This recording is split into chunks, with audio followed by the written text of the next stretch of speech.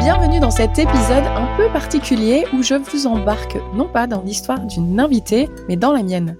Ces épisodes solo, si tu veux, on n'a qu'à les appeler les chroniques d'une meuf qui ne sait pas rester en place. Aujourd'hui, je suis chef de rang sur un bateau. Dans quelques mois, je retrouve mon petit van au Canada.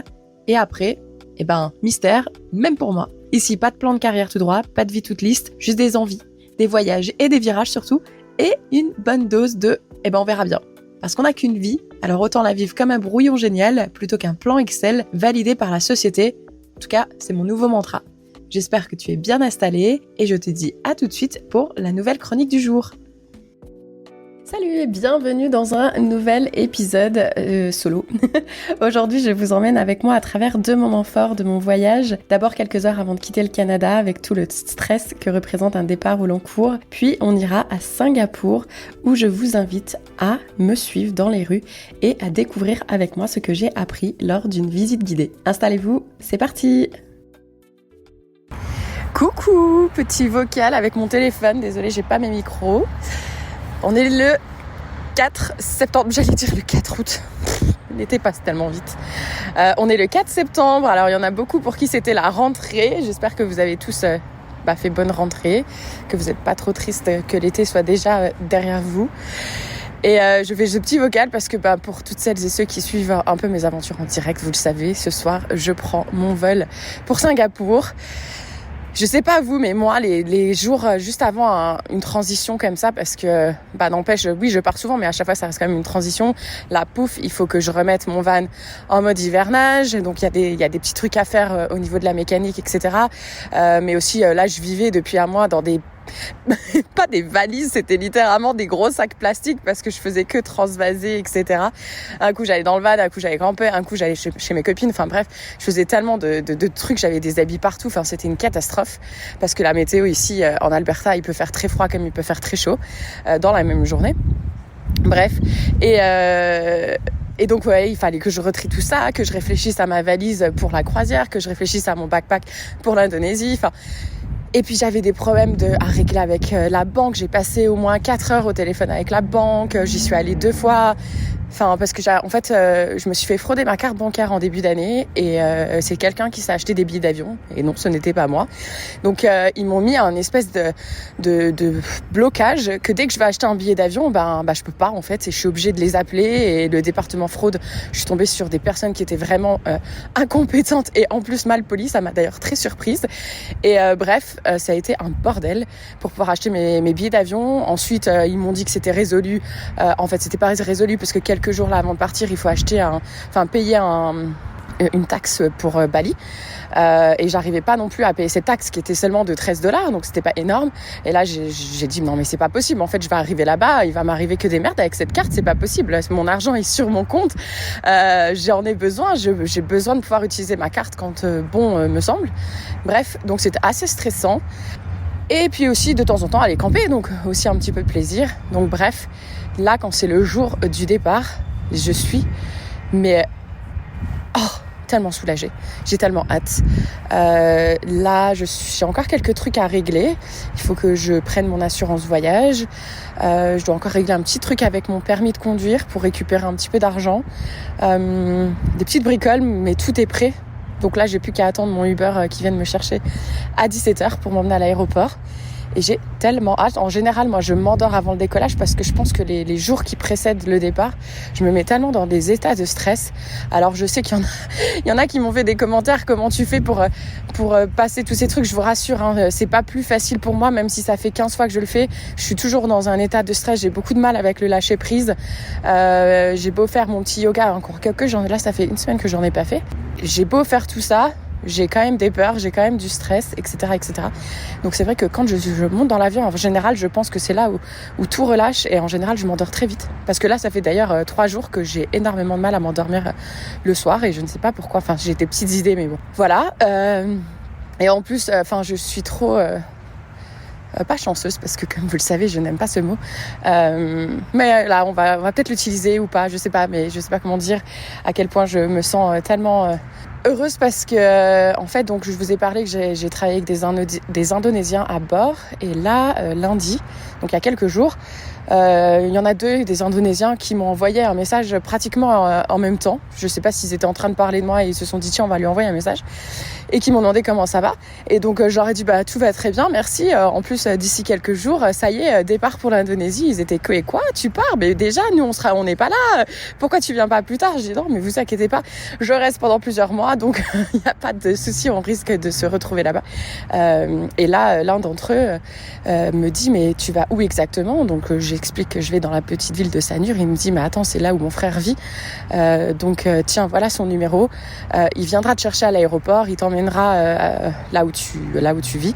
Et donc hier j'ai commencé à échanger avec son frère qui est super sympa. Et lui il a déjà travaillé pendant 10 ans sur des gros bateaux de croisière et pendant 10 ans sur des plus petits bateaux rivières. Et maintenant il a arrêté cette vie en mer et il est dans le transport certainement touristique. Donc je suis trop contente parce que déjà de 1 je suis contente de rencontrer son frère. De 2, je suis trop contente que j'ai même pas besoin de faire des recherches pour une fois que j'arrive sur place. Et de 3, parce que j'ai surtout envie d'aider justement les locaux, d'autant plus si c'est des locaux qui ont un lien avec la vie à mer.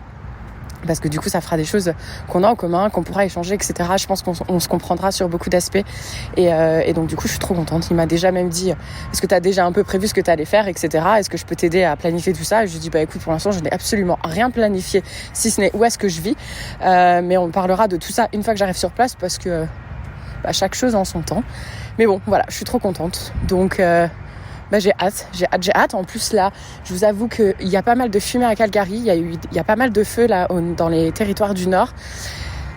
Donc la qualité de l'air, elle est horrible. C'est pas bon de respirer ici. Là, l'automne, c'est en train de prendre place. Il fait froid là ce matin. Donc voilà, il est temps que je parte et que j'ouvre un nouveau chapitre. Donc voilà, j'avais envie de faire ce petit vocal et je vais aussi en profiter. J'ai fait plein de stories ce matin pour mettre en avant le fait que j'ai eu pas mal de personnes qui ont été mises sur mon chemin, qui m'ont beaucoup aidée, qui m'ont beaucoup encouragée.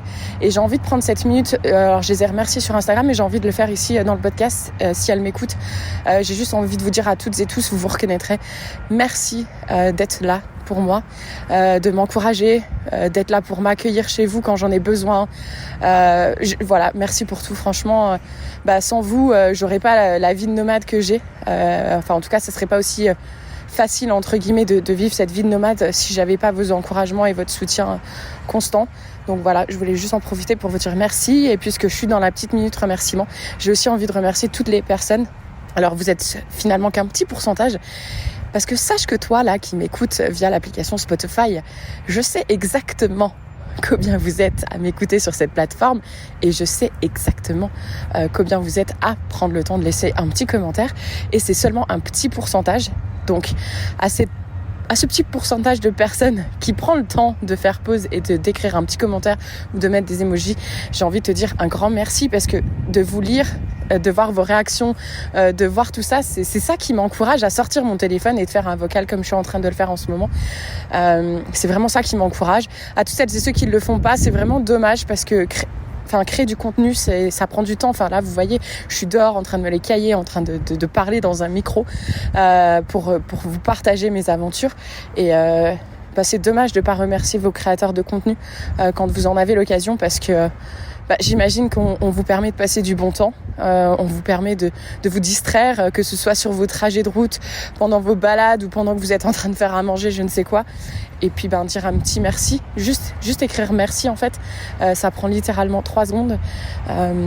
En plus, c'est pas si compliqué que ça à faire sur Spotify. Moi, en tout cas, je pense pas que ce soit si compliqué. Il y a juste à descendre, à scroller sur l'épisode. Et en bas, il y a écrit laisser un commentaire. Donc, il y a une petite boîte, il y a juste à cliquer dessus et à écrire. Donc voilà, si tu pouvais le faire, ça serait génial. J'arrête pas de le répéter, mais en même temps, même si je le répète, il y en a encore une fois qu'un petit pourcentage qui le font. Donc voilà, merci à vous. Et puis je vais m'arrêter là. La prochaine fois que je vous parlerai, je pense que je vous ferai un vocal depuis Singapour, c'est sûr et certain. D'ailleurs, ils annoncent beaucoup de pluie, donc je ne sais pas quel genre de week-end je vais passer, mais ça va être assez drôle. Et puis voilà, la prochaine fois ce sera Singapour, et puis après ce sera depuis Bali. Voilà. Allez, plein de gros bisous. Et me voilà dans mon endroit, un de mes endroits préférés, qui est international au monde. C'est le lounge des aéroports. Je le rappelle, ma carte de crédit me donne accès à 6 lounges par an. Donc c'est d'ailleurs pour ça, une des raisons pour laquelle j'ai choisi cette carte de crédit. Moi, les lounges, pour moi, c'est la vie. Je sais pas si vous entendez derrière. On n'a pas vraiment l'impression que je suis dans un aéroport. Il n'y a pas vraiment ce chaos constant. Enfin, pour moi, c'est un peu overwhelming, les aéroports, surtout quand on est au niveau des gates. Et là, en plus, c'est sympa parce que du coup, on a de quoi manger, on a de quoi boire et tout est gratuit. Enfin, pour moi, tout est gratuit du coup parce que je paye pas l'entrée en général. Je crois que c'est peut-être 30-40 euros, je sais pas. Honnêtement, je sais pas, mais ouais, pour moi, c'est le moment que j'adore avant d'embarquer. Comme ça, je me sens calme et rassasiée aussi. Là, je viens de manger une petite poutine et une soupe de champignons et c'était absolument délicieux. Et je suis tellement excitée. Je me faisais une petite réflexion tout à l'heure dans le Uber que j'avais envie de vous partager. C'est que ces dernières années, j'ai pas mal voyagé en Amérique du Sud quand je partais en backpack. Et je dois avouer qu'à chaque fois que j'étais sur le point de partir... Yes, I am done. Thank you so much. À chaque fois que je m'apprêtais à partir, du coup, j'avais toujours un peu cette appréhension, cette crainte par rapport à la sécurité dans les pays où j'allais aller. Bon, je le rappelle, je suis allée en Colombie, il m'est rien arrivé, je me suis pas sentie en insécurité. Argentine, bon, j'ai eu 2 occurrences pas top. Chili m'est rien arrivé, Paraguay m'est rien arrivé, Brésil m'est rien arrivé, mais à chaque fois j'avais quand même ces peurs. Et même si je voyais qu'il ne m'arrivait rien, j'avais quand même ces craintes. Et c'est vrai que ça crée un stress au mental qui est pas top top. Là, je dois avouer que Singapour, Bali, je n'ai zéro stress mental ou insécurité. Et ça, je dois avouer que ça fait vraiment du bien. Je suis contente d'avoir choisi cette destination pour une fois. De toute façon, tout le monde me le disait, il faudrait qu'un jour tu ailles tester le côté Asie et je suis d'accord avec eux, mais c'est vrai que c'était pas le moment pour moi. Et maintenant, c'est le moment et je suis contente. Donc voilà, si toi qui voyage solo, qui n'a peut-être jamais voyagé solo et qui souhaite partir pour une première fois, définitivement, je te conseille... si tu viens pas au Canada, parce que le Canada c'est quand même top, mais c'est cher. C'est beaucoup trop cher pour voyager en solo. Je te conseille l'Asie parce que c'est vrai que du coup le stress il est quand même il est pas là quoi. Donc c'est pas négligeable. Même si encore une fois je le rappelle, il m'est rien arrivé, pas grand chose en Amérique du Sud. Et voilà. Je vais m'arrêter là avec ce petit vocal. J'avais dit que la prochaine fois que je parlerais c'était à Singapour, j'ai menti, c'est pas grave. La prochaine fois, cette fois ce sera la bonne. Je serai à Singapour. Ciao. Bon voilà, je vous l'avais dit, la prochaine fois que je vous parlerai, ce sera à Singapour. Me voilà. On est le 6 septembre. Il est 9h du matin. Ça fait quelques heures que je suis arrivée.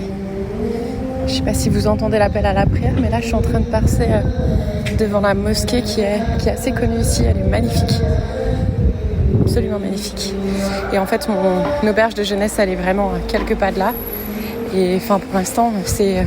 Alors déjà, je tiens à signaler qu'il y a un truc qui me fait quand même rigoler. C'est que je suis quand même partie le 4 au soir à 20h. Et j'arrive du coup le 6 septembre à 6h30 du matin.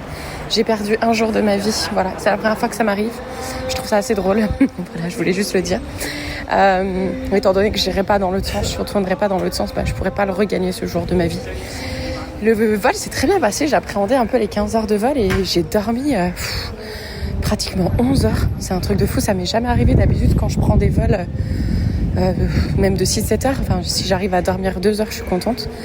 Voilà, je sais pas ce qui s'est passé, mais j'ai eu aucun souci. Je sais pas si c'est mon nouveau coussin de cou là qui était fantastique.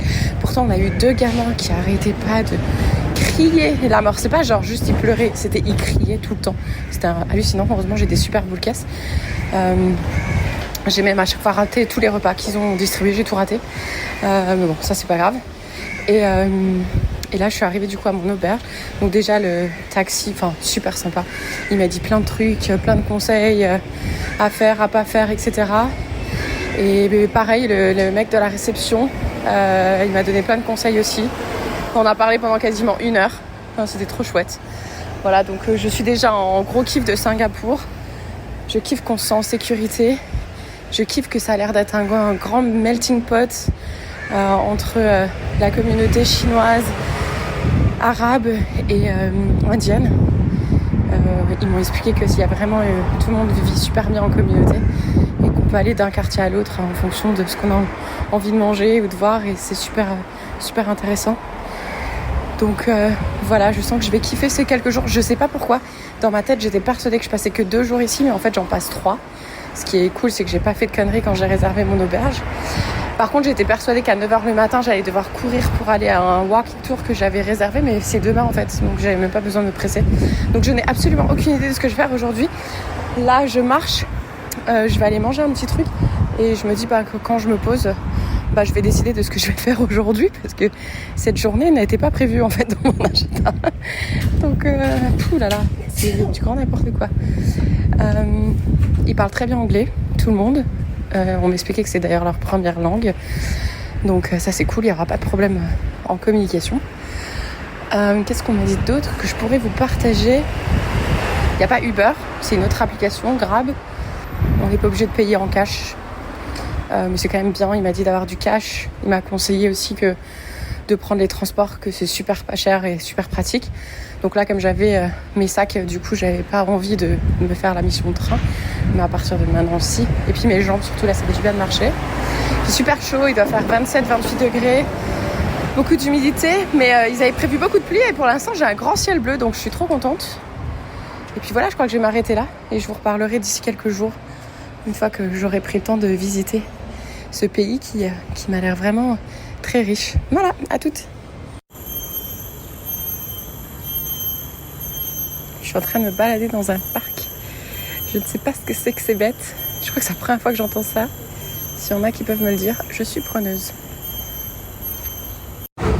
Petite minute bouffe par ici, parce que pour la visite d'un pays, ça passe aussi par ce qu'on mange. Et là, ce matin, je viens de me régaler. En fait, là, je m'apprête à aller à un free gold guiding tour. Et du coup, j'en ai profité. Je parlais avec le guide hier soir sur WhatsApp. Et je lui ai demandé, est-ce que par hasard, au niveau du point de rendez-vous, il y aurait un petit endroit, un petit déjeuner local que tu pourrais me conseiller?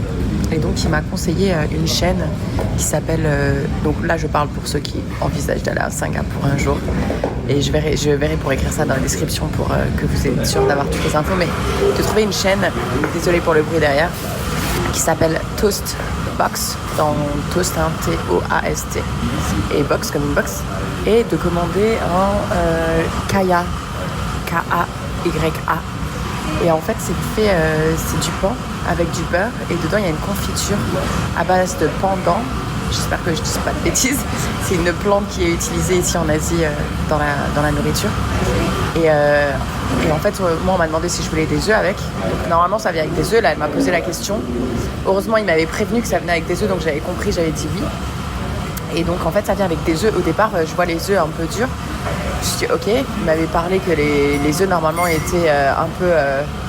allaient être liquides. Là, comment ça se fait que je vois des œufs durs? Et en fait, donc, je regarde autour de moi et là, je vois une nana assise qui casse un peu, donc ça nous donne 2 soucoupes, et donc je vois que dans une des soucoupes elle casse l'œuf, et là directement c'est vraiment un œuf qui a été cuit mais à la perfection.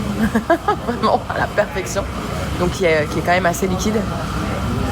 Et en fait ensuite on trempe cette espèce de petit sandwich de confiture dans l'œuf, et donc ça fait un mélange sucré-salé incroyable. Et j'ai vu aussi qu'elle avait mis de la soy sauce dans ses œufs, donc du coup j'ai fait pareil. Et je viens de me régaler. Franchement, j'ai même envie de me faire ça à midi et ce soir. J'exagère, je le ferai pas, mais je suis dégoûtée de repartir demain du coup et de pas pouvoir me faire un petit déj comme ça. Je me tâte même à acheter carrément. Je vois qu'ils vendent des pots de confiture. J'ai acheté un pot de confiture. Mais bon, le but de mon voyage, c'est quand même aussi de perdre du poids. Donc si je commence à acheter des trucs de bouffe, ça va pas le faire. Voilà, mais si un jour tu envisages d'aller à Singapour, je te conseille vraiment d'essayer ce petit déjeuner là. Alors moi je trouve que c'est quand même pas donné les prix, parce que genre là j'ai payé $8 canadiens à peu près. Donc c'est quand même cher moi je trouve, parce que le morceau de pain il n'y a pas grand chose. Enfin moi là j'ai mangé, je suis bien, mais je pense que d'ici 1 ou 2 heures j'ai la dalle. À moins que les œufs vont faire leur effet protéine et qu'ils vont bien me caler, mais j'ai des doutes, on verra bien. Mais voilà, je vous conseille vraiment de tester ça un jour. Je m'arrête là. À toutes. Bon, je suis en train de faire ma petite visite guidée. Je vais faire des petits vocaux parce que ce qu'il dit, c'est super intéressant. Là, il vient de nous dire qu'à Singapour, la loi oblige, donc si ils construisent un nouveau bâtiment, il faut que la superficie du bâtiment, on retrouve cette même superficie d'arbres et de plantes sur le building, donc que ce soit sur le toit ou à un autre étage, etc. Ce qui explique du coup pourquoi on voit autant de bâtiments avec autant de plantes, ce qui est magnifique d'ailleurs et trop bien. Et aussi une autre loi qui dit que il faut que, peu importe où tu habites, à 10 minutes autour de chez toi, il faut qu'il y ait un petit parc. Et c'est ce qu'ils appellent les poumons de Singapour. Et donc, si par exemple, tu habites quelque part et qu'à 10 minutes autour de chez toi, il n'y a pas de parc, tu peux écrire, contacter le gouvernement. Et dans ces cas-là, ils vont construire un. Je trouve ça trop bien. Ok, alors un autre truc intéressant que je viens d'apprendre, c'est que les bâtiments du gouvernement, donc on va appeler ça les HLM, comme ils appellent ça en France. Donc c'est un principe différent des HLM quand même, mais bon, le building, on va dire, ressemble un peu à ça. Et en fait, pour pouvoir les acheter au gouvernement, donc c'est pas si cher que ça, je sais pas, il a parlé à un moment de 70 000 $, mais après il disait que son père l'avait acheté à 17 000 et il l'avait revendu à 220 000 pour un 3 chambres. Donc bon, je sais plus trop combien ça coûte, mais le truc qui m'a un peu surprise et choquée, on va dire, c'est que pour pouvoir en acheter un aujourd'hui, alors il faut être marié. Mais comme la nouvelle génération, il y en a qui ne veulent pas se marier, du coup, l'autre régulation dit qu'il faut avoir 35 ans. Si on a 35 ans et qu'on n'est pas marié, on peut en acheter un. Et l'autre loi dit aussi que si on est à moins de 5 km de ses parents, on a une réduction sur l'achat. Voilà, petit fait intéressant, je trouve. Ok, parlons exercice. Sport, je pars. Un autre fait intéressant qui vient de m'apprendre, c'est que si on a 21 ans et plus, le gouvernement nous donne 100 $ par an, par personne, à utiliser pour une salle de sport. À savoir qu'il me disait qu'à peu près la salle de sport, c'est 5 $ par entrée. Et il expliquait aussi que si on a 55 ans et plus, le gouvernement te donne une montre pour compter tes pas, et que si tu faisais plus de... Alors je crois qu'il a dit 500 pas par jour, mais ça me paraît peu, 5000 on va dire, et t'as un voucher à la fin du mois pour tes courses alimentaires. Voilà, je trouve ça trop bien. Ok, là il vient de dire d'autres choses super intéressantes. À chaque fois je me disais, c'est impressionnant de voir ces différentes cultures vivre dans une dans une entente presque parfaite, en fait, j'ai envie de dire. Et en fait, donc, il expliquait déjà que c'est quand même contrôlé par le gouvernement, dans le sens où... Thank you. All good? Yeah.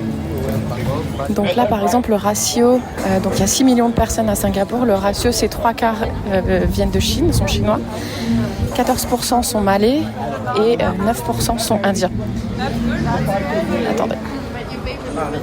Et donc tous les bâtiments HLM dont je parlais un peu plus tôt, c'est exactement le même ratio. Chaque bâtiment doit avoir ce ratio de race.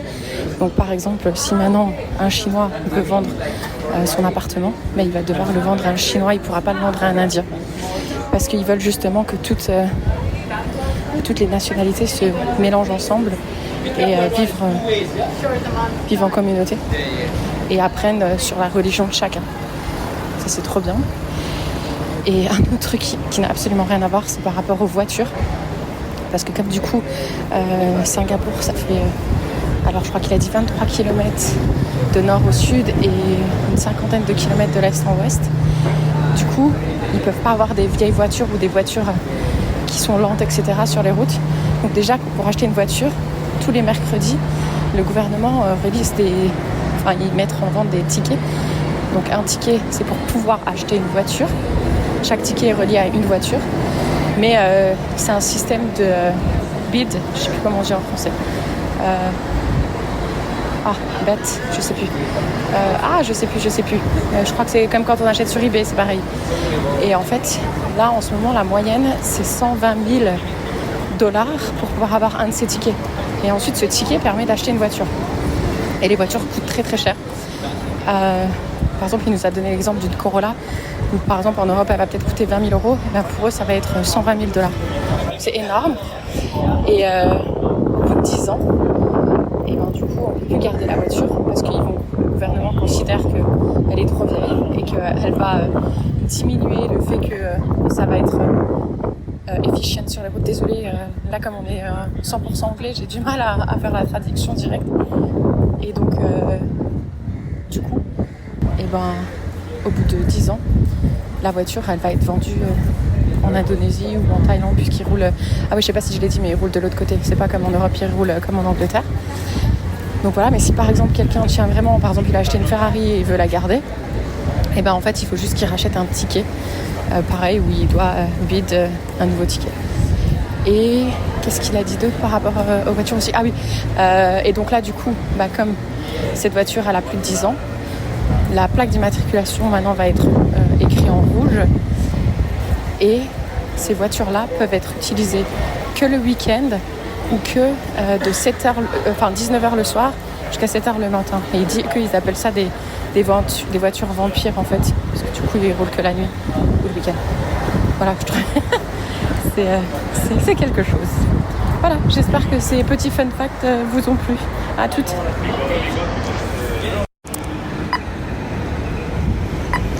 Si vous entendez ce bruit, vous savez ce que c'est. C'est quand on doit passer à un passage pour piétons. Il y a un autre truc qui nous a dit qui était intéressant.